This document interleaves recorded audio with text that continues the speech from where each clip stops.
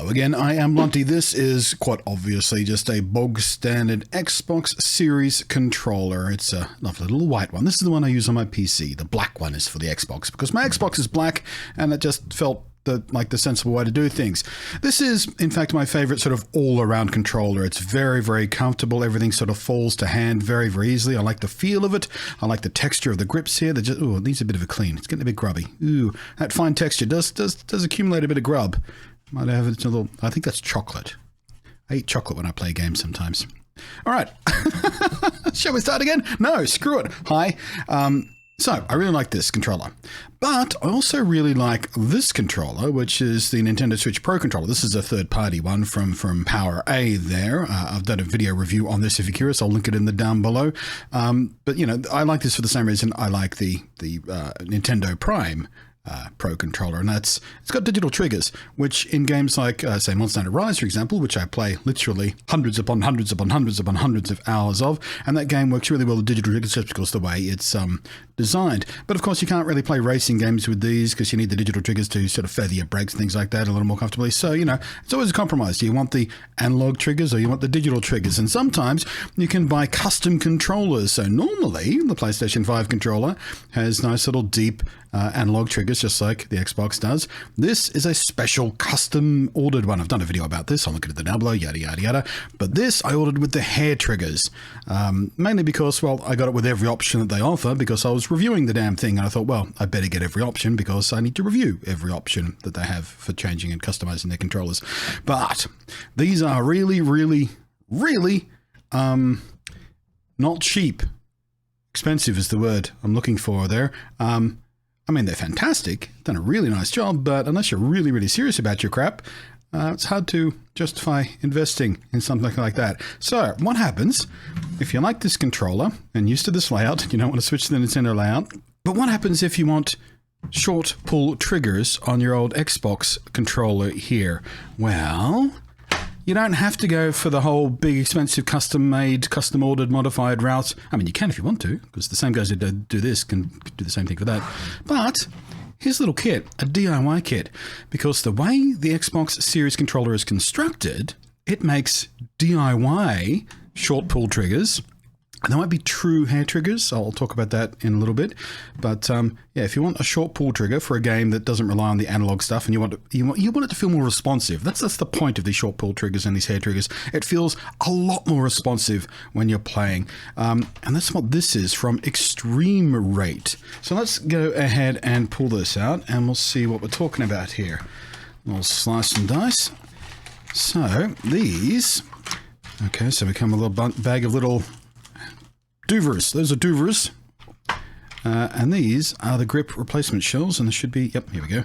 Some instructions, which, oh boy, not what you call comprehensive instructions. Luckily, I know for a fact that for all their products, they do some pretty decent YouTube video guides, step-by-step stuff that are filmed very clearly and are much easier to follow and much more expansive than this little cheat sheet here is.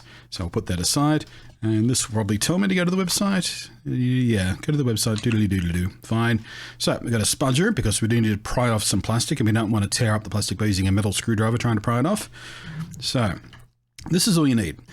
The wonderful thing about the way this is designed, and I'll try and do it as I'm talking about it, is these outside panels just pry off. It's part of the full disassembly process. So there's a screw there, there's a screw there, screw there, screw there, and a screw in the battery door. You take those 5 screws out and you can disassemble your controllers to clean it and whatnot. I did that the other week because I needed to clean my thumbsticks because they were getting a bit jammed up because, well, I do use this a lot and it gets grubby. So we should be able to just come under this seam here. Actually, it might be easier to go through here. Yeah, there we go. Get a little bit of purchase there. Oh.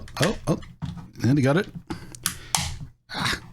Now, you don't have to be too gentle. You have to work pretty hard to actually do any damage trying to get this off like this. But it is on there pretty securely. You know what?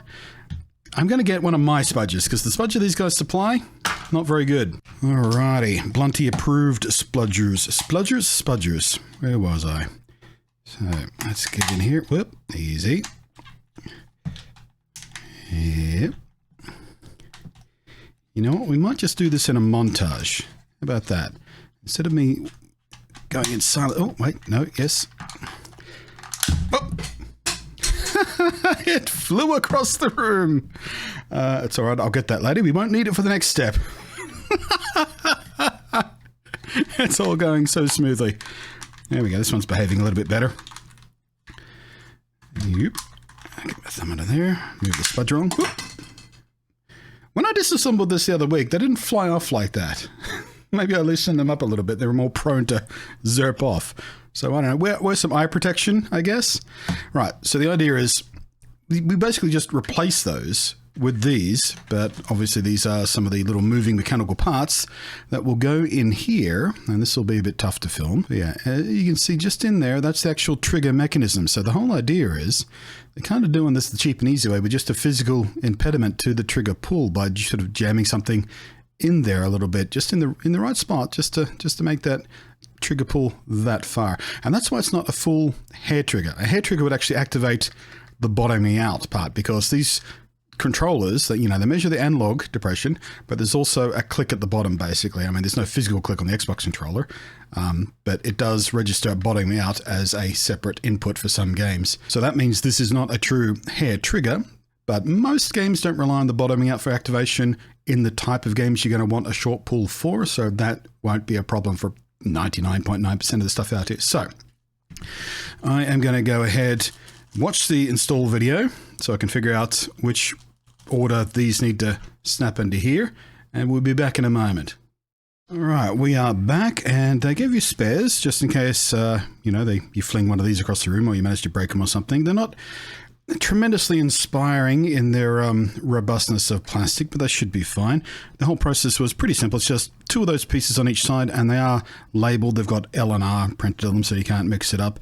So basically, yeah, it's going to be very hard to see black on black on this camera, but you get the idea. There's a little prong in there, basically. So when you move this, it slides up, and that little prong right there, can we see that? There we go. That little prong right there puts itself underneath the plastic trigger, and stops it traveling the full default travel. And I don't think we should be moving that until it's installed, because it relies on being in the controller so to not to fall apart on you. So let's just, whoops, that's the wrong side there. There we go. So we just snap that back on as if it was an original part. And we snap that back on. Now, one thing I will mention, in the listing, in the Amazon listing, they mentioned these are rubberized grips. I think that was the word they used. It's not. This is a hard plastic, but with a heavy texture on it. It's a lot rougher texture than the default grips use. So let's see how they feel. Actually, ooh, well, that feels quite good. That grips right there. That feels actually quite secure in the hand. So there we go. Trigger, trigger, trigger. Works as normal. No problem there. And we go ahead and go flip. And sure enough, it basically halves the depression distance. And it feels, well, it doesn't feel exactly like the super short travel on these hair triggers, these proper, you know, replacement part hair triggers. But it does feel, yeah, they feel pretty solid too. It doesn't feel like I'm going to snap that if I squeeze too hard in the sort of heat of a game. It's like, argh! So we click that down. Yeah, that feels completely normal. And then short throw trigger. And of course you can do them individually. I don't know how many games I will need you to do one at a time, but all right, so next step, I am going to load up a video game. Say, oh, I know, Spider-Man. Spider-Man. The web throws and stuff in Spider-Man, you don't need to bottom out the triggers for that. It's probably going to feel quite a bit more responsive with these little hair triggers. Well, not hair triggers, but short pull triggers, we'll have to call them. Because again, not true hair triggers. There's a slight difference in terminology there, and if you get it wrong, lots of nerds will get angry at me. Won't you guys? BRBs! Alright, here we are in Spider-Man, and something seems to have gone a little bit wrong with a couple of my mods. My suit is wigging out, and the flags over there are wigging out. We're going to ignore that. We're just going to focus on how the triggers feel, and okay. Yeah. So, oh, okay. No. That's a no. The trigger pull isn't, it's just a tad too short to reliably trigger that web pull. And I have played this game with the hair triggers on this, and it works perfectly. And I've done the same with this, which, you know, just has the digital triggers, and it works perfectly. So your mileage may vary on whether or not this is going to work for your games. I don't think there is a menu setting where we can control that. Let's have a look here. Gamepad, haptic feedback, adaptive triggers, gadget selects, invert up down. No, there doesn't seem to be a kind of trigger sensitivity thing. There's a possibility we could probably fiddle with that in Steam's inherent settings. I know you can do a fair amount of customization in that. Oh, that's right. I forgot I've got it disabled because I needed it disabled for compatibility for a different game. Suffice to say, I wonder if we can just get the menu up for it. Suffice to say, you can fiddle with that kind of stuff in the menu, so you could probably adapt the triggers for that, but yeah, your mileage may vary depending on the game, and depending on what the game wants as far as input goes for that short throw. You could probably also modify that because it's only like a millimeter out. So you could probably modify this yourself by just shaving off some of the little stalk that blocks the trigger. You could probably just shave a little bit enough with a little plastic file or something and get it to work more reliably like that. But for a really cheap DIY, you know, no soldering, no fiddling, no special orders, it's as cheap and easy. I quite like it. I think I'll keep it installed. Different games will react differently to it. I don't have time today to test a whole bunch of games by doing this, but just having that, I mean, you know, there's nothing stopping me from doing that and going back to a completely normal controller. So we can do that, we can do that. Yeah, so we can, you know, if it doesn't work in any particular game, you can just turn off those trigger stops and you're back to playing, you know, native, as it were. But yeah, a little bit disappointed that the short trigger throw isn't quite enough to trigger the web throw in this game because, again, this is one of those games I was hoping that short throw trigger would work really well in. Anyway, there you go. Link in the down below for the product itself. It is easy to install. It feels pretty solid. I like the grips. But yeah, for a third and final time, or perhaps fourth or fifth time, your mileage may vary on compatibility between games. It is the cheap option when compared to, you know, a fully custom ordered one with proper hair triggers. But you also get the flexibility, being able to switch it off when you need to. So, you know, it's all up to you. Everything's a compromise sooner or later, isn't it? You know what isn't a compromise? Leaving a comment, thumbing and subscribing and belling. That didn't make any sense. There was no logic to that segue or begging for interaction there, was there? Thank you as always to the patrons scrolling up above there who never need an appropriate segue. They just deserve a mention because they help the channel. Thank you. I am Blunty, and I'll catch you next time.